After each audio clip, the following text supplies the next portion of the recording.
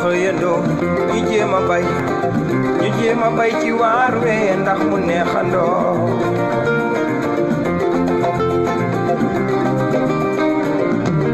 jug leen ñu xëyandoo ñu jéem a bay ci waar we. Asalaamaaleykum mbokki auditeur ak auditrice su Dabakh FM la voix de la lumière la première radio scolaire du Sénégal. tey nag ñi ngi amaan mbégte di ñëwaat ak yéen ci seen émission Bay Sa Waar di fàttali ni Bay Sa Waar mooy émission bi ñuy waxtaanee lépp luy question politique waaye lépp lu nga xam ni tamit développement local la ak lu soxal luy jëmale réew mi kanam ak suñu dëkk bi di Tivaouane kanam. donc fan yi yëpp tamit defuñu émission Bay Sa Waar mais li ko waraloon jàmm la parce que ñi ngi nekkoon ci programme mu gàmmu Tivaouane jóge ci dem ci programme mu gàmmu Ndiassane loolu dong moo ko waraloon. mais ñi ngi ñëwaat tey di ñëw ci suñu retour ak benn question bu am solo muy utilisation téléphone portable en milieu scolaire maanaam jëfandikoo yi ñuy jëfandikoo téléphone portable yi ci école yi ak fi ñuy bërëb yi ñuy jàngee di fàttali ni rajo Dabakh FM mi ngi nekk fii ci quartier Fogny ci Tivaouane en face du groupe scolaire privé Abdoul Aziz Sy Dabakh. ci waxtaanu tey bi nag nga xam ni problème mu téléphone portable yi la ñuy waxtaanee en milieu scolaire dañ ci dalal les autorités administratives du groupe scolaire privé Abdoul Aziz Sy Dabakh en commençant par le directeur technique muy monsieur Matar Fall nekk juste à ma gauche di ci dalal aussi monsieur Randia mi nekk surveillant général du groupe scolaire Dabakh mu nekk en chemise rose. mais di ci dalal aussi monsieur Amadou Anne mi responsable des personnels fii ci groupe scolaire Abdou Aziz Sy Dabakh nekk aussi chargé de mission auprès de l'office du bac. kon balaa ñuy dugg ci waxtaan bi damay jox samay invité ñu nuyonte ak yéen auditeurs yi bu ko defee ñu tàmbali waxtaan bi monsieur Fall. asalaamaaleykum population Tivaouane ñu ngi am mbégte di waxtaan ak yéen ci problème bu am solo. ci élèves yi ak ci parents d'élèves yi parce que information bi du élèves yi rek mais parents yi dañ ci am une grande responsabilité mu di problème jëfandikoo portable yi ci école waaw après nañ ko gën a développer. Inch'Allah jërëjëf monsieur Fall. monsieur Dia vous avez la parole. Voilà, merci chéri. Bonsoir à tous les auditeurs. Je me présente monsieur Randia, surveillant général de l'école privée Abdou Aziz Sy Dabakh. Donc on est venu aujourd'hui alors pour parler un peu de l'utilisation des portables en milieu scolaire et je crois que à la fin de l'émission vraiment on va essayer de tout faire pour donner les aspects positifs et les aspects négatifs. Tout à fait. Voilà, merci bien chéri. Merci monsieur Dia. Donc monsieur Anne. jaajëf Chérif Touré maa ngi nuyu d'abord sama naatango yi ne fii di directeur technique bi ak monsieur le surveillant général et di nuyu waa rajo Dabakh service yëpp waa Dabakh rajo et di leen wax ni vraiment opportunité pour ñun ñu mun waxtaan ak askan bi di mun waxtaan ak élèves yi di mun waxtaan surtout ak parents d'élèves yi ndax mbir bu ñu waxtaanee tey di mbirum téléphone ak école lu am solo la man comme ni ko Chérif waxee man la école bi yabaloon ma dem Dakar ci évaluation baccalauréat luñ ci wax yëpp tey taataan naa ko indil ko askan bi. wasalaam. merci beaucoup monsieur Anne di fàttali mbokki auditeurs yi ni leen nag émission bi préambule la maanaam door la rek parce que dañ ko commencer avec les autorités du groupe scolaire privé Abdou Aziz Sy Dabakh mais dinañ ko élargir aussi aux autres acteurs du système éducatif parce que xam nañ ni utilisation téléphone portable yi mais képp kuy acteur di parent professeur wala personnel d'encadrement am nga rôle boo ci war a jouer donc balaa ñoo sori rek dama leen bëgg a laaj yéen en tant que des formateurs des enseignants yu nga xam ni am ngeen expérience bu large ci système éducatif nan ngeen dundee irruption téléphone portable ci biir milieu scolaire ak ci biir classe yi. waaw asalaamaaleykum Chérif téléphone portable yi dafa yaatu léegi ndaxte bu njëkk portable ay mag ñoo daan yore portable parce que boobu njëg gi dafa cheroon mais léegi portable dafa yomb ba daanaka classe boo dem même les petites classes sixième bi ma nekkee ci collège bi même les élèves de sixième dañuy dañ doon yore ay portable nag am na njëriñ wante en milieu scolaire li muy yàq kuy seet moo ëpp li muy defar waaw ndaxte élèves yi portable dafa sophistiqué ba nga xam ne léegi élèves fu ñu toll dañuy connecté wu au lieu que ñu concentré ci seen cours yi dañuy gën a di def seen xel ci portable te loolu nag dafay yàq seen njàng parce que njàng dafa laaj ngay teewlu maanaam ngay concentré bu baax ci li ngay jàng waaye bu fekkente ne yaa ngi gën a sa xel di gën a dem ci portable que ci li ngay jàng loolu ay gàllankoor yu métti lay indi ci njàng mi. jërëjëf monsieur Fall. Monsieur Dia un mot sur ça. Voilà, merci chéri. Donc damay abonder un peu sur l'intervention du directeur technique puisque moi je crois que le portable bi ñu koy concevoir ñu ko doon concevoir jàmm ak salaam lañ ci jublu woon. Il s'est trouvé maintenant que jamono di dox ba finalement ñu koy utiliser ba di ko indi ci école yi te man li ma jaaxal comment par exemple on peut venir à l'école étudier écouter le professeur faire des débats di utiliser téléphone portable sa xel di nekk ci téléphone portable loolu teewlu bi directeur technique doon wax léegi dafay daal di manqué mais nit kuy jàng da nga war a xam en principe comment faire pour réussir tes études parce que dafa am yi nga xam ne si àndul boo bëggee jàng teewlu daf ci am solo dans la mesure où comme ni ñu wax rek on ne peut pas courir et se gratter les pieds donc téléphone bi mën nga ko bàyyi kër ga ku la woo boo ñëwee di nga xam ni nit woo na la nga tontu ko moo gën yore ko ci biir classe bi bon ñu dem ba nga ciy def yi nga xam ne si dul noonu mais am na yi nga xam ne sax dafa ruslu yaa ngi nekk ak say morom te booy jàng aussi comme booy liggéey da nga ciy seet yàlla loo ci am nga xam ni loolu la suñu borom may mais nag parce que dafay xaw niru ak sàcc laa fi mën tege waaw parce que ñu jàngal la laaj la yow amoo looy xalaat lu dul xool fi ñu ko bindoon pour kii ko aro ko say morom yi jàng nañ ko ñu ngi koy xalaat di ko bind ba am ci note yu baax yow boo ubbiwul portable bi doo ci mën a am mais loolu gàcce la sax nit ki dafay am lu mu gëm dans la vie donc en tout cas moi je conseille beaucoup que portable yi ñu koy bàyyi ci kër ga récemment rek suma adjointe madame Assou que je salue au passage dama génn mu yore benn caisse ci école bi ni ma monsieur Dia kaay xool li ma jot a jël ci portable mais dama yéemu ça c'est inadmissible alors que partout ñi ngi wax téléphone portable dañ koy aaye mais comment se fait-il que ñun la dañ koy aaye yow nga lànk ni da nga koy indi école manque d'éducation moi je crois foofu la commencé donc li ma leen di ñaan daal di leen conseiller nit dafay gëm boppam bu ñu amee leçon nga jàng ko loo ci xamul nga laaj ko sa professeur wala nga def des groupes de travail bon ba am li nga bëgg moi je crois que moo gën donc maa ngi leen di ñaax daal vraiment li nga xam ne dañ koy aaye ñu fekk ko ci suuf jàng góorgóorlu yàlla dimbali leen moi je crois que loolu parce que li fi amoon temps yi passé rek déjà illustration la te képp xam naa ni kuñ ci gis nga yor ci portable en tout cas noonu suñu école instauré nañ ko depuis ouverture des classes la majeure partie comprendre nañ ko mais nag foo dem y a des brebis galeuses ñooñu nag en fait ñoom ñoo ci perte donc dama leen di ñaaxaat ñoom itam ñu mel ni comme seen morom yi c'est-à-dire le fait de venir à l'école bu ñu ñëw école du moins ñu bàyyi seen téléphone seen kër dal parce que une fois que nga yore téléphone bi classe même boo triché wul sax sa xel du dal yaa ngi naan professeur bi dina ma jàpp surveillant bi dina ma jàpp concentration sax doo ko mën def donc vraiment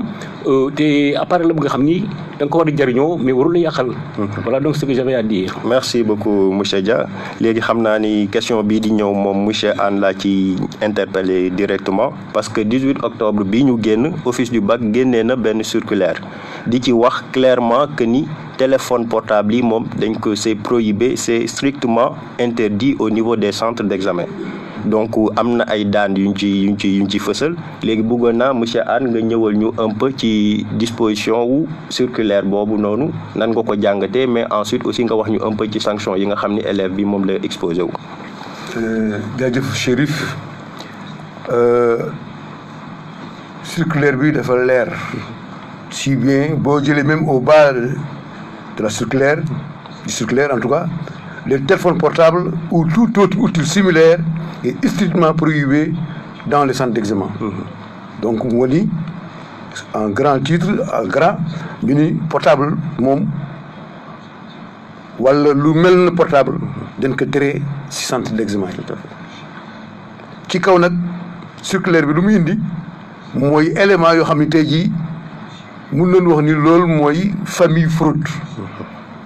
maanaam loo xam ne élève bi bu ko defee loolu ñu ngi koy jàppee ni fraude la fraude mooy lan càcc. et ñu gis ni ndax circulaire bi daf ni les cas de fraude ou tentative de fraude comprennent notamment la substitution de la personne qui peut faire par ailleurs l'objet de poursuites judiciaires. dafa am examen yoo xam ne lu garaaw élèves yi soo leen koy wax dañ foog ni lépp la te fekk ni yëf yoo xam ne dañ ko dundoon maanaam yow nga war composer sa mag daal di jógee fële si université lu mel université par exemple ñu toog sa place di defal baccalauréat loolu mooy substitution à la personne. Deuxième bi mooy le port ou l'utilisation du téléphone portable ou un appareil permettant des échanges ou la consultation d'informations. moom la doon wax léegi portable yi dañ ko tere parce que élèves yi dañ koy jëfandikoo pour di tricher di sànnante ay messages ay WhatsApp ay groupe de WhatsApp la am na ñoo xam ne tey yaa ngi si biir salle bi su morom mu ngi ci mbedd ma nga envoyé ko sujet bi parce que da nga koy photocopier da nga koy photo envoyé ko sujet bi mu traité ko affaire bi chaîne la gis nañ ni at yi passé ay chaîne la donc téléphone portable loolu moom dañ ko si tere mooy fraude bu gën garaaw si kii bi parce que moom lay may occasion pour nga tricher wala objet yu mel noonu parce que aussi du portable rek moo si nekk mais dafa am ay machine aussi yoo xam ne c'est sophistiqué. tout à fait waaw léegi ñu ngi wax tablette yi. tablette yooyu ak yooyu yëpp. day alors yooyu tamit appareil yooyu ku ko yoree. na wóor na ni office bac daf koy téye parce que loolu affaire càcc la parce que si biir appareil yooyu vraiment y a toutes les informations. lépp loo xam ne tey da nga ko waroon def ak say morom di jongante ak ñoom wala bac parce que bac actuellement Chérif je vous dis que c'est l'examen le plus sérieux au Sénégal. gis nga les gens s'étonnent là si affaire taux yi c'est tout à fait normal parce que le bac est sélectif. kon duñ permettre kenn di sàcc parce que bac bi moo yóbbu Sénégal fépp. moo tax Sénégal ñu naw ko si bitim réew njàng Sénégal si baccalauréat lañ koy xool. à partir du moment donc lépp loo xam ne lii day entaché. maanaam day tilimal baccalauréat Sénégal dañ ko tere surtout nag fraude. donc en attendant Chérif. waaw mais gis nañ ni tamit office du bac tëral nañu ay daan yu nga xam ni mais c'est destiné ci élèves fraudeurs yooyu nga xam ni jàpp nañ leen te daan yooyu booy seet am na ci yu nga xam ni c'est assez sévère est-ce que mën nga ñu ñëwal ci daan yooyu après nga commenter ñu. naa ñu si daan yi mais da nga may rek. waaw ma daal di jox parents yi. loo xam ne tey jii office du bac tere na ko si candidat yi. maanaam la communication entre candidats. toog si biir salle ba di laajte kooku c'est interdit. wala nga utiliser maanaam calculatrice wax na ko ci léegi quand cette utilisation n'est pas autorisée parce que machine bi bu ñu war a utiliser dañ koy utiliser ñu ne mën ngeen jëfandikoo tel appareil wala ñu ni papier parce que kayit da lay jox benn kayit boo xam ni ci nga war a def brouillon wala ci nga war a def devoir kayit boobu boo ko changé fraude la mun ñu la jox kayit bu weex yow nga rendre kayit bu jaune boo ko rendre loolu kii la maintenant conséquences yi mooy lan conséquence immédiate bi ma xam ni lu gaaw en tout cas lu tàng ci saas lu ñu naan maanaam la conséquence immédiate d'une tentative de fraude en cas de flagrant délit maanaam bu ñu demee bay gis ni yow mii da ngay tricher surveillant bu nekk ci salle bi dafay intervenir immédiatement nangu say pièces yëpp nangu appareil boo xam ni moom nga doon tricher maanaam tous les éléments qui constituent la fraude bu ko jëlee mu daal di réaliser lu ñu naan un procès verbal te procès verbal boobu du moom rek moo koy signé parce que boo xoolee léegi salle de bac salle d'examen au baccalauréat il y a au moins 3 surveillants en tout cas au moins 2 surveillants sont dans la salle surveillants yëpp ñoom ñëpp ku si nekk day apposer signature am si procès verbal bi donc et maintenant élève bi si boppam day certifié effectivement moom tamit lii ñu wax fii d'accord na ci mu signé ko loolu yëpp nag bu ñu ko jëlee dañ koy yóbbu foo xam ne fii foofu lañ koy war a yóbbu ñu dëkk nag le suivi du procès verbal soo ma egg foofu mais immédiatement fraude bu amee surveillant bi salle bi loolu mooy liggéeyam d'accord fexe ba dajale preuve yoo xam ni matériel que effectivement élèves yi defoon tricher. d'accord merci beaucoup monsieur Anne xam naa ni dinañ ñëwaat après ci suivi mesures yi nga xam ni mooy sanction yi ñu prévoir pour élèves yi nga xam ni dañ leen jàpp pour cas de fraude mais balaa loolu damay tourner rek ci monsieur Fall laaj ko moom nan la jàngatee mesure office du bac boobu ndax loolu lu jaadu la ou pas. waaw office du bac mesures yi ñu ci jël defe naa ne mesures yu am solo la ndaxte daaw gis ngeen ampleur bi ma amoon parce que maintenant avec les nouvelles technologies comme ni ñu ko waxee léegi WhatsApp léegi facilement mën nga photocopier sujet wala nga jox kenn mu corriger la ko nga def ko ci WhatsApp envoyé ko candidat ci biir salle bi mu jëfandikoo ko ci lii monsieur Anne wax dafa am solo doon ko junj léegi itam ni xale yi dañuy yaakaar ne ay léeba ki lupp la daaw defe naa ni li xewoon lycée Amary Ndack Seck loolu bari na trop ci ñi ci jàppoon ñoo xam dañuy andi portable ci centre d'examen bi def seen sac te loolu sax fraude la portable dañ leen wax bàyyi leen ko ci kër gi donc kuy dem centre d'examen waruloo ko yóbbu boo ko defee ci saag itam bu ñu fuyee saag bu ñu fekkee portable ci biir lañ lay génne doo def examen ba pare li ma wax léegi naan xale yi dañuy yaakaar ni loolu léeb la ak lupp même Tivaouane gi loolu dafay am c'est-à-dire que léeg-léeg liñ ko war a médiatiser duñ ko médiatiser noonu. tout à fait day mel ni dañ leen xaw a protéger. voilà waaw dafa am benn cas bu ñu may nettali. fii centre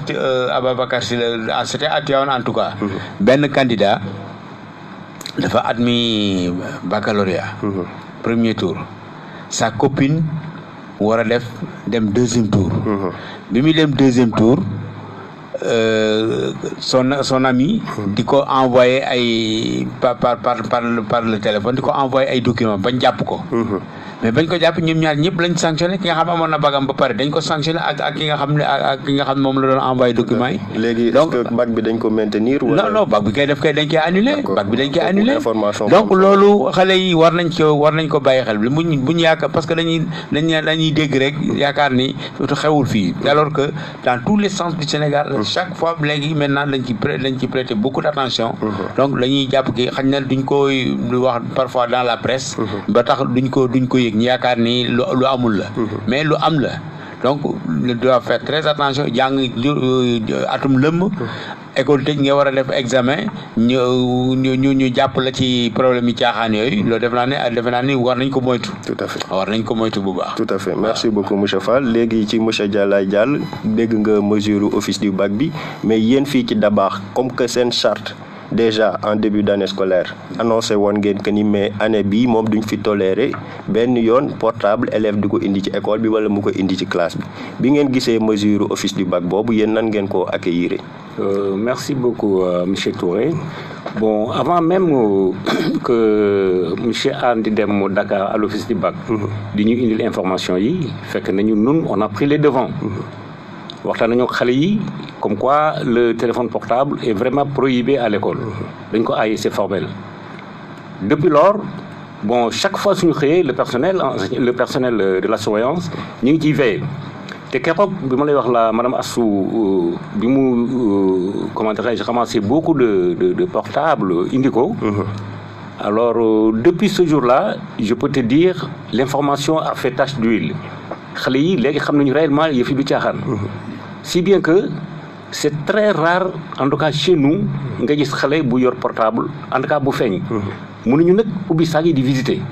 mais li ma constaté mooy man gisatuma portable ci loxo élève au niveau de l'école te loolu li ko waral mooy taxaw bi personnel bi taxaw pour aar leen ci affaire yu mel noonu parce que nag monsieur Anne li mu fi wax léegi ku ko dégg war nga bàyyi xel ni téléphone portable kenn waru ko yóbbu école en tout cas soo bëggee réussir soo bëggee réussir parce que dinañ nangu téléphone bi def PV signalé la vilipendé la ñëpp xam ni yow da nga doon tricher te tricher mooy sàcc kenn bëggul ñu naan la sàcc nga ci sa kanamu morom donc nun ñi ngi sant yàlla bu baax de toute façon mënuma wax ni kenn dootul indi portable au niveau de Dabakh mais ce que je sais en âme et conscience en tant que surveillant général yore sama bët di xool di surveiller élèves yi gisuma benn élève bu yore portable ci loxoom depuis bi ñu ramassé portable yi jour boobu waaw te je lance un appel aussi képp ku ñu gis encore nga récidivé bu ñu nugoo sa portable mënoo cee jot léegi waaw mën nañ ko denc ba école tëj ba ñu def examen ba pare nga koy doog a jot te itam nag aussi c'est un problème de responsabilité yaakaar naa ni et de bon sens parents yi ni ñu waxtaan ak seen njaboot yi aussi buñ dee nit parce que boo xasee ba ñëw à l'école secondaire yu wuti terminal mais dootoo xale sax waroo bàyyi sax ba sa parent naan la lii wala lële parce que war nga xam lu baax ci yow li gën ci yow moo tax may lancer encore une fois un appel nit ñi def une prise de conscience waaw xam ne li ñu leen di wax seen njëriñ la mais nit ñi mënoon nañu noppi ku indi sa portable ñu confisqué ko dàq la mais qui perd dans tout ça donc lu baax rek lañ leen bëggal donc vraiment en tout cas ñun chez nous au niveau de l'école ñu ngi ubbi suñu bët di xool képp ku ñu gis nga yore portable dinañ ko confisqué parce que loolu dëgër bopp la nag waaw dëgër bopp la dinañ ko confisqué te bala nga ciy jotati dinañ def examen ba pare loolu moom c'est un appel que je lance en tant que surveillant général de l'école tout à fait waaw su ngeen nekkee seen kër nag bon vous êtes libre mais au niveau de l'école honnêtement mënatuñu bàyyi kenn muy indi portable parce que c'est un défi waaw parce que ce kilifa ni la bul def lii nga di dama koy def mais là on ne peut pas comprendre éducation bi fu muy féete bon waaw fu muy féete tout à fait parce que bu ñu demee ba nii sax même les professeurs là ñoom seen bopp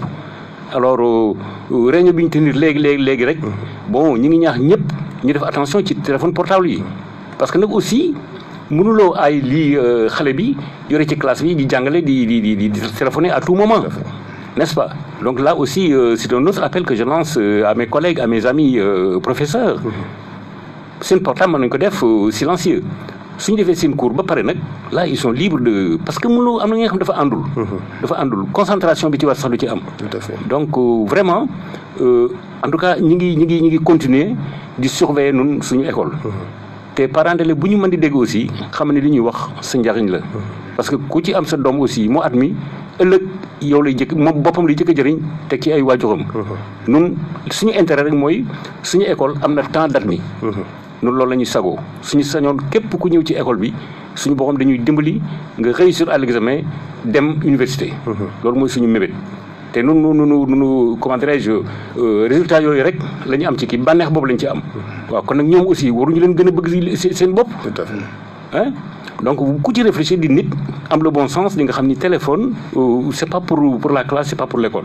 donc une fois encore maa ngi remercier bu baax nag xale yi aussi suma école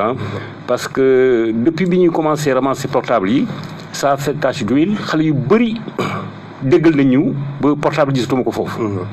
portable bi xam nga dañ koy nëbb xam nu mu demee nag mais portable moom ci justement parce que tamit dafay laaj un travail de suivi parce que question bu nga xam ne la ci long terme gëm naa ni ci lañ koy gérer donc au quotidien dañu war a veiller au grain de pour xam exactement mais ndax mesure boobu ñu jël mais ñu ngi koy respecter ou pas te ci loolu laa leen di bëgg a laaj aussi ndax actuellement sentir ngeenu implication wu professeurs yi ci application wu mesure boobu ngeen jël waaw c'est-à-dire xam nga nun tous les jours que je fais bu ñu xëyee professeur bu dugg ci classe jàngale bala nga ñibbi di nga jaar ci ñun à la surveillance pour le pointage et ce qui s'ensuit donc il nous arrive parfois de comment dirais-je d'évoquer ce sujet parce que lépp luy jëmale école bi kanam loolu moom mooy suñu tànk guddeeg bëccëg donc lépp lu ñu gis ni day xaw a yàq école bi dinañ ci waxtaan ak professeurs yi parce que ñoom aussi ñooñu ci mën jàppale parce que nun wax lañ ci man du ñu dóor kenn du ñu sàgg kenn dañ lay conseiller donc au niveau boo génnee cours bi dem classe ñu nekkatuñu fa donc c'est au professeur maintenant di ñu jàppale ci loolu moi je dis à certains là note bi ñëpp yëg nañ ko léegi comme quoi téléphone portable avant note bi sax téléphone dañ ko aaye woon au niveau de l'école donc professeur bu gis élève bu yore téléphone mais di nga ñuy jàppale parce que professeurs yi aussi réussite élèves yi lañ bëgg signaler ko surveillance jël ay mesures waaw loolu moom ñu ngi ciy dox. tout à fait ñu ngi ciy dox. donc monsieur Fall ci yow lay ñëwaat pour laaj la un peu ni ndax yéen au-delà du contrôle yéen a ngi xalaat aussi di def un travail de sensibilisation parce que tamit mënuñu ni xale yi dinañu am conscience toujours ci danger yi nga xam ni mais portable di ko utiliser en milieu scolaire am na ko mais est-ce que yéen a ngi xalaat ci def sensibilisation auprès des élèves. waaw Chérif loolu ba ma ci laaj dinaa ci kontaan déjà au mois d'octobre bi ñu doon démarrer cours yi jaaroon nañ ci classe yi sensibiliser leen dans un premier temps mais on va faire un travail plus approfondi dinañu à partir de la semaine prochaine dinañ dugg ci classe yëpp dañ dem ci classe yëpp sensibiliser leen sur la discipline sensibiliser leen sur les dangers de l'utilisation du téléphone portable également conseiller leen sur le plan du travail et ce ne sera pas une seule visite mais sera de façon périodique dinañ jaar ci classe yi gën leen ñaaxaat ci ñu jàng bu baax moytu portable yi parce que portable yi en milieu scolaire dañ leen ko tere école mais li ñu leen di gën a conseiller également moo di ni même à la maison ñu def attention sur l'utilisation du portable parce que daf leen di yàqal lu bëri ci seen jàng. tout à fait tey moom am na lu bëri doguma la monsieur Fall mais yu bëri yu nga xam ni c'est lié au téléphone portable xam naa ne dinañ ci aborder balaa ñuy jógee ci débat bi parce que am na question yu ñu réserver partie boobu voilà waaw kooku dinañ ci ñëwaat incha allah voilà léegi ci monsieur Anne laay tourner parce que monsieur Socé Ndiaye mi nga xam ni moom mooy directeur office du bac daaw bi ñuy waajal examen yi defoon na aussi benn point de presse pour informer nit ñi un peu sensibiliser leen aussi ci utilisation téléphone portable yi te ci point de presse boobu mi ngi ci doon xamle ni presque chaque année dinañ jàpp au moins 100 fraudeurs élèves fraudeurs mu ni boo seetee 100 yooyu noonu yow daanaka ñëpp téléphone portable mooy seen problème wax na ci ni tamit aussi boo seetee en 2012 ba tey jii nii à chaque année office du bac dafay mentionner ci convocation yi élèves yi di jot pour dem examen que ni mais le portable est strictement interdit te teewul boobu ba léegi mais ñi ngi gis ni élèves yi tey lañ gën a mën a indi portable ci centre d'examen yi mais loolu yow nan nga ko mën a jàngatee dëgër bopp la wala ñàkk xam la wala ñàkk jom la wala lan la. jaajëf Chérif di nga may occasion fii vraiment man mu wax sama opinion. si nga monsieur Touré bu la confier liggéey yow dafa da nga war a saytu lan mooy doxal liggéey bi bu la neetee chef de centre war nga xam lan mooy chef de centre. Il y a des choses qui se passent dans les examens, chefs de centre ils sont responsables parce que le chef de centre doit demander qu'on mette à sa disposition la police. C'est pour filtrer depuis la porte, donc depuis le portail du centre, le fil du coup. Un téléphone qui franchit le portail, ce n'est pas la faute de l'examinateur, mais c'est la faute du chef de centre, qui certainement n'a pas donné les consignes nécessaires pour que les portables ne rentrent pas dans le. Je me l'ai dit bien au lycée. Un élève, vraiment, je pensais que ce jour-là, élève, il y a une femme locale. Parce que comment peux-tu aller en épreuve de philosophie? Tu as sous ta main tout ce qu'il y avait comme document de philosophie. Tablette d'une surface de 2 mètres carrés. Hein? Mais pareil, dans le casque, nous avons fait le professeur Songué qui traite le sujet philosophique. Tout à fait. Alors que tu as franchi le portail du centre pour aller vers ta salle d'examen. Donc je dis, d'abord, dans un premier temps, le chef du centre est impliqué. Il y a des choses qui ne doivent pas rentrer dans le centre. Toute personne aussi étrangère ne doit pas accéder au centre. Sibir, les surveillants, les gens ont toujours posé le problème, mais je dis c'est un problème de conscience et de morale. Parce que tu ne peux pas dire que élève bi su ko xool su ko jàppee wala bu ko dénoncé koñ ba lan lay fay mel. Non, tu es payé pour ça. C'est ton travail. Donc, problème de rigueur. Il y a un problème de rigueur dans les salles. Posé où? Tu vois quelqu'un qui, le surveillant, il détourne la tête. Et ça, je le dis. Parce que tout simplement, ce qu'on voit dans les centres d'examen, c'est ce qu'on voit dans les compositions. Il y en a qui ne savent pas ce que c'est la surveillance. Alors que la surveillance est sacrée. Parce que c'est un devoir, c'est un sujet de baccalauréat qu'on donne. Le baccalauréat, c'est l'examen phare du Sénégal. À partir du moment donc le sérieux qui ça demande de pouvoir d'abord impliquer que nous, en tout cas, quand tu ne sais pas surveiller, quand tu ne peux pas faire ce qu'on te demande, mieux vaut dire moi je ne peux pas surveiller. Mais tu ne peux pas te tirailler pour aller au centre d'examen pour surveiller alors que tu ne peux pas faire ce devoir-là. Donc, il y a des manquements dans le non, il y a des manquements, ça je le dis, hein, et je prends toutes mes responsabilités, parce que je parle à la radio. dama la ci yokkal rek monsieur Dia. dama la ci yokkal rek ni la loolu dafa warul am dans un centre d'examen. Des portables qui franchissent le portail ak ni mu toll comme ni nga ko waxee kooku vraiment warul dugg ci biir établissement bi. Mais li nga incriminer le chef de centre mais man dama ni aussi c'est un problème d'éducation de base. am na ñu nga xam ni soo leen doon may 1 million pour ñu yóbbaale seen portable duñ ko def. am na ñu nga xam ne si suñuy bind nga passe leen feuille ni leen lii la mooy réponse bi li wóor duñ ko def duñ ko jël parce que dañu am un cas de conscience. man gis naa un jeune bon def examen échoué. bi muy defaat examen bon yàlla def mu réussir mais ñu proposé ko ñu ko dañ la yóbbu benn école pour dimbali la foofu nga gën a approfondir tes études mais bi ñu waxee ndimbal rek da ngay gis kanam gi dafa changé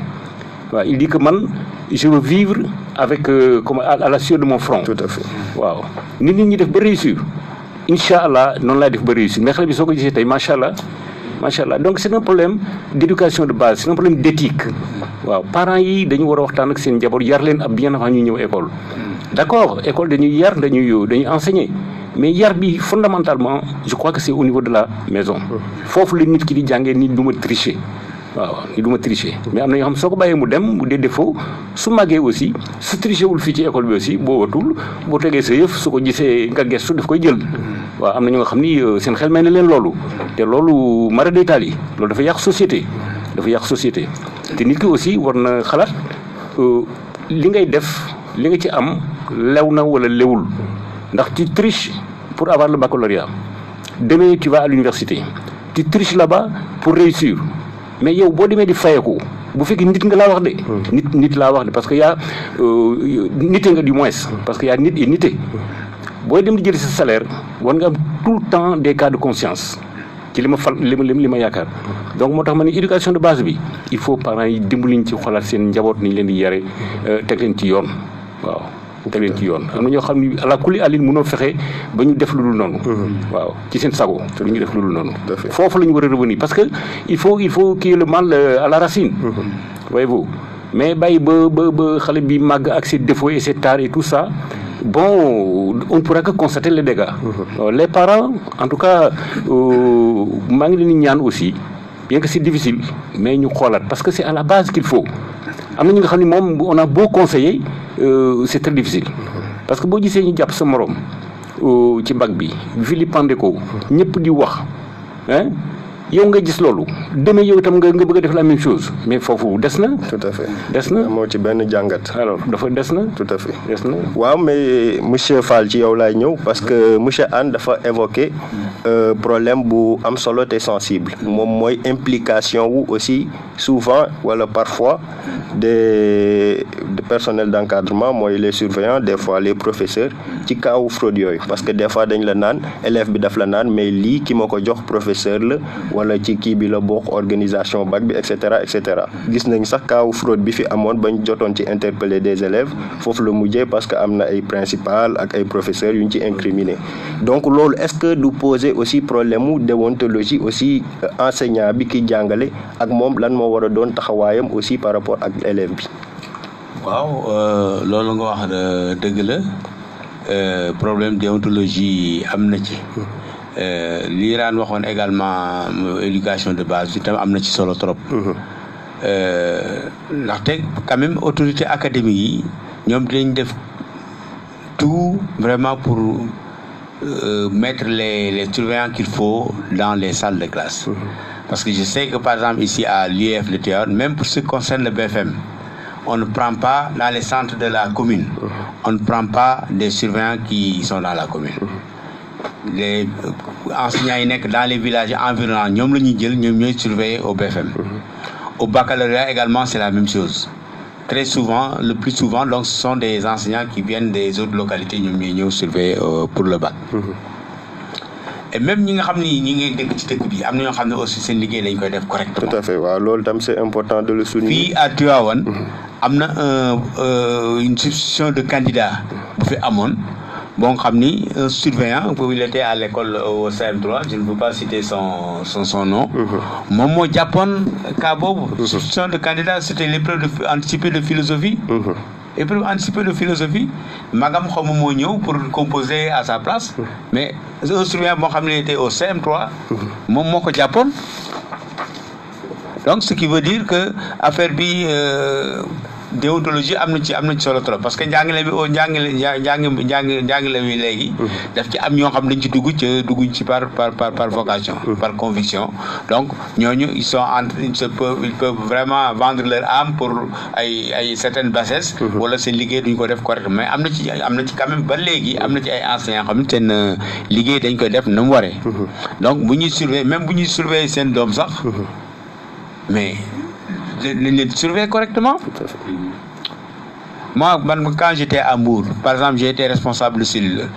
Mes enfants, mes neveux, dañ doon nekk ci école mais jamais au grand jamais lu ma xalaat mukk naan sujet SVT bi dama leen koy wan wala. parce que musuma ko sax xalaat musuma sax xalaat loolu. dañ ma parfois man maay choisir sujet mais ñoom duñ ko gis mukk. Donc li nga wax loolu am na ci solo trop. Vraiment des enseignants responsables. Parce que ça c'est une grande responsabilité. ñu jox la nga war a surveiller élèves doo ko def correctement. Wala un chef de centre bon parce que c'était le cas l'année dernière un chef de centre qui se permet de sortir des sujets de montrer ça à des élèves. C'est pas du tout responsable. Je crois que léegi defe naa ni office du bac jël nañ ci yeneen mesure à partir de ce cas là léegi defe naa ni mallette bi def sujet yi bu njëkk chef de centre moo ko doon yore mais léegi defe naa ni double clé lay nekk. Chef de centre bi la yore benn clé bi le président du jury yore beneen clé bi. Ce qui fait que maintenant chef de centre bi du mën a accéder ci sujet yi à lui seul. waaw defe naa loolu mesure bu importante la boo xam ne office du bac jël na ko. bon pour lutter contre la fraude là. Tout à fait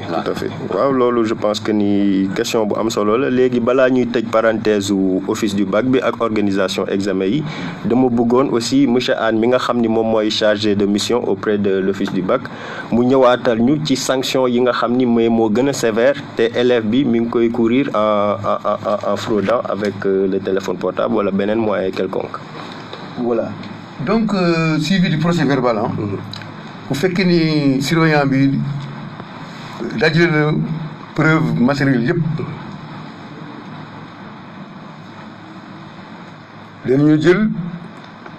kii bi yóbbu ko fu ñu naan en tout cas au niveau du conseil de discipline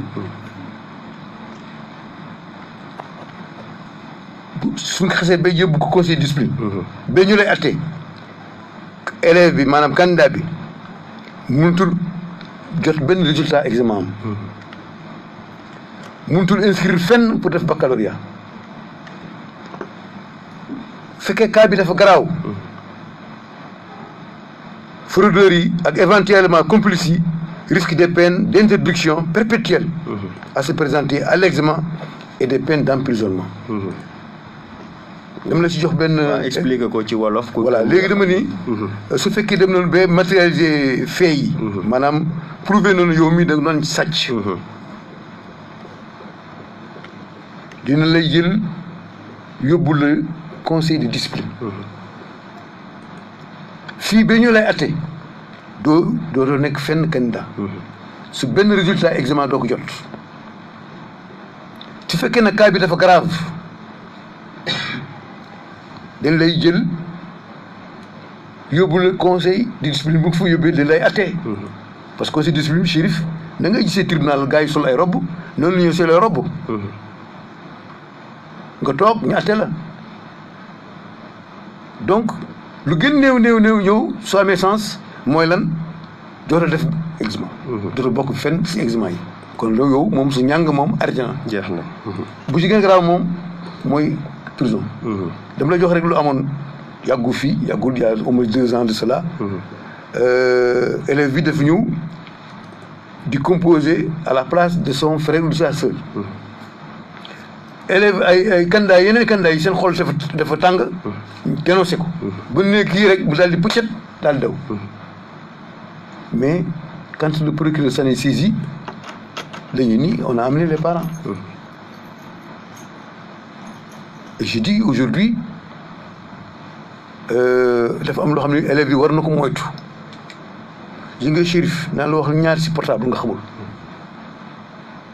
je parle sous le contrôle d'un scientifique de DT xam nga nopp dafa am tambour boo jëlee kii bi nu tudd écouteur bi taf ko ci day dem ba mujj gi tambour bi day dilaté wu alors da nga am la surdité da ngay nekk ku tëx gis nga tama fecc ka tami si sabar waaw bu demee bés kanam dañuy tàngalaat kii bi pour fooraat tama yi parce que yàgg dóor bi moo tax tama bi maanaam der bi commencé bàyyi dañ koy fooraat moo tax ñu tàngalaat si tàngal kii bi xëccal affaire bi tambour bi nag tambour bi nekk ci nopp bi le tympan là day perdre fonction am ñaareel bi mooy jig ñuy daan fi ay diine Moussa ñu bëri dañuy xiif parce que buñ la joxee 1000 francs pour nga jënd si ndëkki da nga préféré jënd crédit tout à fait waaw loolu tam question bu sensible la bu am alors à partir du moment donc am na ñoo xam ne tey jii bu ñu manqué tuuti sucre wala ñu xaw xiif rek dañu daan crise effectivement parce que ku ci amul connexion moom day mel ni mais lekk sax moom nga bañ a am lekk sax kon gis nga Chérif doon déjà sur le plan scientifique et sur le plan nutritionnel déjà le portable presque préjudice encore maintenant lépp lu am da nga koy di utiliser ci portable bi nga koy investir donc économiquement ça te ruine voilà 3 méfaits du portable tout à fait moom kay mën nañ ci yokk sax yeneen yu bëree bëri parce que tey par exemple lumière bleue bi nga xam ni mooy dégagé wu ci écran portable donc c'est scientifiquement prouvé que ni dafay am répercussion ci cerveau humain donc ce temps bi nga doon am pour nelaw daf koy wàññi considérablement da ngay gis ñu nga xam ni mën nañu fanaan di manipuler seen portable bu ñu xëyee foog ni ay nit normal lañ alors que mais lumière bleue boobu moo nekk di def effet ci seen cerveau donc xam naa ni foofu la ñuy tëjee parenthèse bi nga xam ni moo concerné woon sanction yi ak disposition yi nga xam ni office du bac moom la jël pour dugg ci cadre bu nga xam ni moo gën a global parce que école tamit comme ni ñu koy waxee dañ naan micro société la acteurs yi nekk ci biir société bi moom lañ fay retrouver donc gis nañ ni aussi Sénégal jamono ji ñu toll mais bëri na ay scandale ay coow yu nga xam ni effectivement c'est lié à ces téléphones portables donc soit ay vidéo yu circulé la yu nga xam ni dañ ciy gis ay images yu nga xam ni kenn rafetlu ko soit ay kàddu la soit ay jëf la yu ñu enregistré ak yeneen bu ay photo donc yéen en tant que ay éducateur soppeeku boobu nga xam ni noté nañ ko ci société sénégalaise mais yéen nan ngeen ko jàngate waaw defe naa ni les jeunes d'une manière générale ak élèves yi war nañ def très attention à ces nouvelles technologies parce que ce numéro sax jox ko nga xam ne xamuloo ko sax dafa wóoratul léegi ci jamono ji def naa ne fan yii rek ñu ngi relaté benn fait moo di waaw mooy problème mu dash plan boobu voilà ci fàttali ñaari téeméeru xale yu jigéen la yu nga xam ni mais nee nañu xale yu jigéen yu yomb la ñoo jël leen def leen ci ab liste te ñoom nee nañu yëguñu sax ki ko def yëguñu tiñu parce que ci ay groupe WhatsApp lañ doon voilà mi ngi noonu ñu jël seen yi donc moo tax ñu war a def très très attention sur ça parce que fi mu leen mën a yóbbu dafa doy waar dafa doy waar trop ba pare comme ni ma ko waxee woon léegi mooy maanaam comme portable yi ñuy wax en milieu scolaire mais même à la maison. donc dañ ci war def très attention. tout à fait. man am na benn parent bu mos a ñëw fële CM3 wax ma ni doom ji dafa dem ba bëgg a tàggoo ak sagoom. parce que tellement bu guddee au lieu que mu nelaw parce que cerveau dafay war a noppalu ko.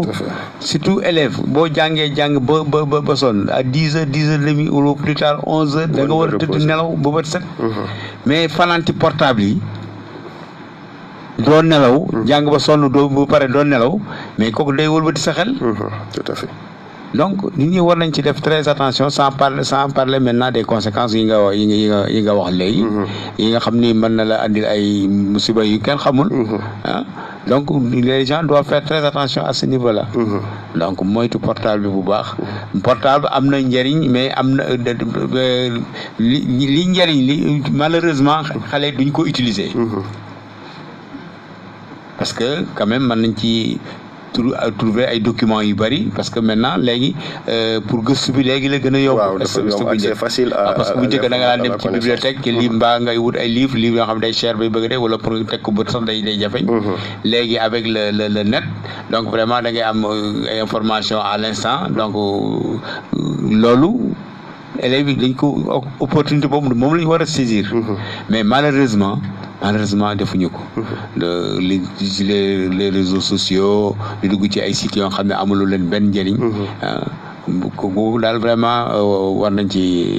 seetaat seen bopp bu baax. bon li nga wax par rapport ak utilisation bi élèves yi di def ci portable yi dafa am solo parce que boo seetee ci réewu tubaab yi ñi nga xam ni ñoom ci seen bopp ñoo defar portable yi dañuy jël ay mesures surtout au niveau des parents pour surveiller seeni doom heure yi ñu war a utiliser téléphone yi mais aussi plateforme yi ñuy dugg site yi ñuy dugg ak yi ñuy génn parce que loolu aussi c'est très important. da ngay gis xale bu nekk ci téléphone portable am alors que ci ay site pornographique lay nekk à longueur de journée donc loolu mën na am un impact psychologique bu nga xam ni ëllëg nga koy gis muy agresser nit wala muy am un comportement bu nga xam ni ce n'est pas du tout social léegi nit ñi di jaaxle ci comportement boobu alors que mais gisoon nañ ko le mal muy jël source alors que kenn jëlu ci benn disposition donc foofu tamit daf ñuy ramener un peu aussi ci responsabilité toujours des parents parce que ñoom ci seen bopp ñoo war a certes contrôler seeni doom war leen sensibiliser mais parents yi ci seen bopp est-ce que am nañ information yi war pour ñoom ci seen bopp ñu mën a encadrer seeni doom monsieur Dia bu dee mën nga ñu. waaw c'est-à-dire moi je reviens toujours sur ce que j'avais dit auparavant. C'est-à-dire c'est un problème d'éducation et un problème de responsabilité. Au niveau des parents aussi. nit ki war na am retenu. Mais il faut savoir que nous sommes dans une époque où les vieux sont dépassés. Entre guillemets. Xale yi li ñu xam ñun ñi xamuñu sax genn wàll bi. La preuve, souvent quand tu as des difficultés avec ton téléphone ou bien encore avec ton ordinateur, xale bu tuuti moo la koy gérer. Man su ma sët yi am 5 ans, je te jure. dañuy manipuler pour xool ay jeux ay kenn xamul la. donc loolu aussi ère bu yàlla def ci ñoom la. il faut l'accepter. le monde évolue moo tax problème d'éducation bi dama ci revenir toujours parce que pour man c'est fondamental. c'est fondamental téléphone bi ñu koy defar c'était pas pour muy yàq nit. je crois c'était un instrument bu nga xam ne si c'était pour une communication rapide. waaw nga nekk fii au lieu ngay jël oto di dem nga wax li ngay wax si soxla ki nekk Paris ki nekk Dakar ki nekk un peu partout mais dem nañ ba nga xam ne si nag léegi xale yi le côté pervers li ñu gën a exploiter et là aussi ça peut porter préjudice à la société gis nañ fii ay mariage yu nga xam ne si daanaka coow lu bëri li ko waral ci portable la combien de fois on voit ça tous les jours dégg naa ci sax nga xam ne si en tout cas wat na si yàlla ni xamul ki ko woo guddi 3 heures du matin son téléphone sonne le mari s'est réveillé alors bu ni ko kan la femme bi coupé ñu woowaat xam nga le mari souvent il est très jaloux mu woowaat waa ji avec le même téléphone waaw mun ko yow ak kan mun ko mën a déw qu'est-ce que tu voulais mun ko excusez-moi dama juum mais mais la femme là ne pouvait pas expliquer ces trucs là. Et tout ça téléphone moo ko indi. Tout à fait. Téléphone moo ko indi. Donc il faut qu'on fasse attention à l'utilisation du portable. Le portable est très utile. C'est vraiment utile pour le bon côté. Mais nag li mu yàq aussi dafa bëri. moo tax war nañ ci teewlu def ci attention bu baax a baax. waaw mi ngi tas société bi actuellement. waaw mi ngi tas société bi. parce que lu nit xalaat rek téléphone mën nga ko def ci téléphone. waaw les téléphones sont très très très sophistiqués. mais nag looy def aussi da nga koy def ak mesure. da nga koy def ak mesure te julli sax dafa moomul yenn yi Chérif. waaw. sooy julli di taal sa loxo di ñaan yàlla di wax ainsi de suite ba ci julli ba ci chrétien bi tous les religieux mais am na ñi nga xam ne si da nga ko war a dépasser. Sinon da ngay nax sa bopp. waaw loolu c'est extrêmement important. Tout à fait. waaw c'est extrêmement important. Tout à fait. Merci beaucoup monsieur Dia. Bon mbokk yi xam naa ni li ñu dese nag ci waxtu bëriwul parce que à peu près 5 minutes moom moo ñu dese mais dama bëggoon souligner aussi que ni bi ñuy waajal émission bi jotoon naa def un entretien avec monsieur Pape Lamine Sylla mi nga xam ni c'est un expert en télécommunication moom technologie de l'information et de la communication wàllum xarale yu bees yi loolu moom mooy domaine am te jot nañ ci indil ay leeral yu bëri xam naa ni entretien boobu après dinañ ko diffuser ci incha allah ci Dabakh FM parce que waxtu wi moo ñu xaw a dab di leen. oui monsieur Anne. waxtu bi dab nañu. mais am na ma xëy naa si comportement. waaw dinaa la joxaat kàddu gi léegi nga daal di indi ay clarification parce que am na benn point bu nga xam ni aussi gis naa ko ci kiiwu circulaire office du bac bi mu nekk une petite parenthèse muy terme parrainage ñi nga xam ni dañ ko considérer comme une fraude te loolu tamit bëggoon nañu nga expliquer ñu un peu lan la parrainage lan lay signifier. voilà jaajëf Chérif xam nga parrainage. mooy fraude bu gën bon parce que parrainage s'adresse directement aux écoles non reconnues donc ñu amuñu arrêté xam nga ngay xëy benn bés rek nga daal di créer école daal di dajale élèves yi nga leen tey leen def ay candidat bac fekk yow amoo arrêté candidat yooyu moom ak élèves yi ñu def cours particulier ñoo yem amuñu fenn lu leen lié ak école publique amul fenn fu leen lié ak école privée reconnue ñoom daal dajale nañu ñu ngi def seen cours particulier pour def bac kon amuñu autorisation ce sont tout simplement des candidats libres léegi nag ces écoles là sont tentés souvent de se faire couvrir par d'autres écoles reconnues. D'accord. loolu mooy parrainage. maanaam ma boot la. ma boot ma nga yóbbaale samay candidat. lu ci gën garaaw mooy xam nga yow moom amu ko arrêté. mais école bi la boot am arrêté am reconnaissance ak yëpp. dañ ko naan tofet daal di ko nangu dissoudre école am. loolu moo gën bon ci parrainage. waaw loolu ci loolu nag monsieur Anne moo tax. nit ñi aussi. waruñu nax seen bopp booy dem ci école laajteel ndax am nga école bi am na autorisation wala amul autorisation man du ma yóbbu suma doom fu nga xam ne si bu defee examen dañ koy pénaliser parce que école privée su amul autorisation d'exercer comme ni nga wax la def parrainage bu deful ndànk ñoom dañ leen di sanctionner bu feeñee école bi leen parrainé dañ koy sanctionner. Tout à fait. dañ koy sanctionner te bu ñu waxee parrainage nag ñu bëri seen xel day dem ci. parrainage politique bokkul nag waxuñu affaire politique. waaw je crois que ça doit être clair. parrainage comme ni ko monsieur Anne waxee mu leer mi ngi mel ni école A. école privée A. amul autorisation wante école privée B. am na autorisation ñu war a def examen. comme ni ko aw waxee école A bi nga xam ne amul autorisation day mel ni comme ñu dajale ay élèves leen jàngal nii rek. ci kër wala ci je ne sais pas. Tout à fait parce que c'est pas reconnu. C'est pas reconnu donc officiellement bu bëggee def comment dirais-je examen baccalauréat mu woo waa école B ni ko dimbali leen léegi samay élèves day nañ def mu mel ni dañoo bokk école A école B. nga yóbbaale leen. xaw ma yóbbaale géew lañ ko wax xam.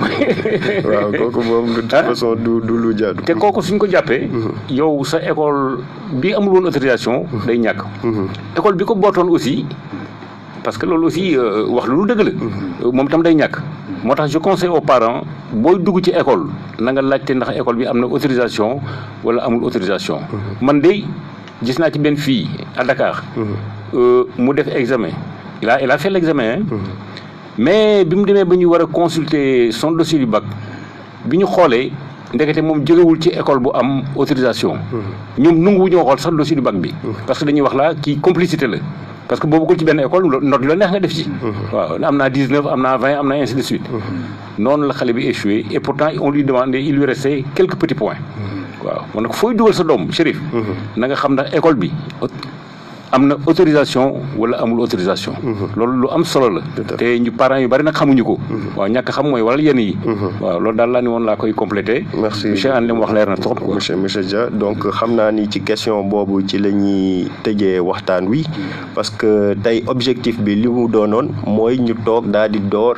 un travail de sensibilisation ci utilisation téléphone portable yi en milieu scolaire mais li leer te wóor mooy que ni Dabakh FM dafa établir un plan bien défini bu nga xam ni plan de communication et de sensibilisation la à l'attention de tous les acteurs de l'école pour que ñëpp xam ni mais téléphone portable moom li muy yàq ci njàngum xale yi moo ëpp lim ciy defar te ku nekk tamit mais war nga mën a teg sa xar sa tànk tubéy mais pour que interdiction bi nga xam ni moom la ñu jël fii au niveau de Dabakh jël ko aussi au niveau de l'office du bac pour ce qui concerne l'examen du bac mais ñëpp mën ko mettre en application parce que fii niñ ko interdire dafay wane ni rek dañu bëgg a mettre les élèves dans les meilleures dispositions pour que bu ñu demee examen mais ñu nekk confortablement ak conditions yañ fay fekk kon ñi ngi leen di sant di leen gërëm yéen aussi les autorités du groupe scolaire privé Abdou Aziz Sy Dabakh peut-être un dernier mot pour tàggatoog suñu auditeurs yi après ñu daal di tëj waxtaan bi monsieur Fall ce dernier mot.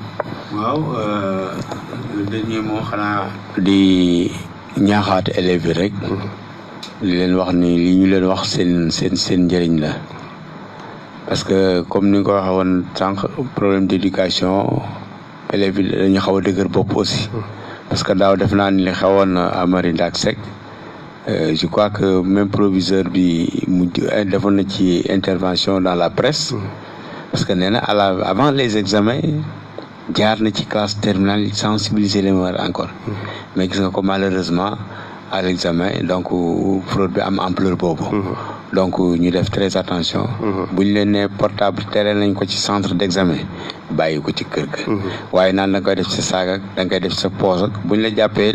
tu ne vas pas faire l'examen. Tout à fait. Voilà. Merci beaucoup, monsieur Fall. Monsieur Dia, votre dernier mot. Voilà, monsieur Touré, moi je dis que tout le mérite vous revient. D'autant plus que da nga ñu fekk ci suñu taxawaay invité ñu pour ñu gën a tasaare alors li ñu doxal ci suñu liggéey donc c'est pourquoi je dis que tout le mérite vous revient donc Dabakh FM franchement dañuy ñaan yàlla mu yàgg fii te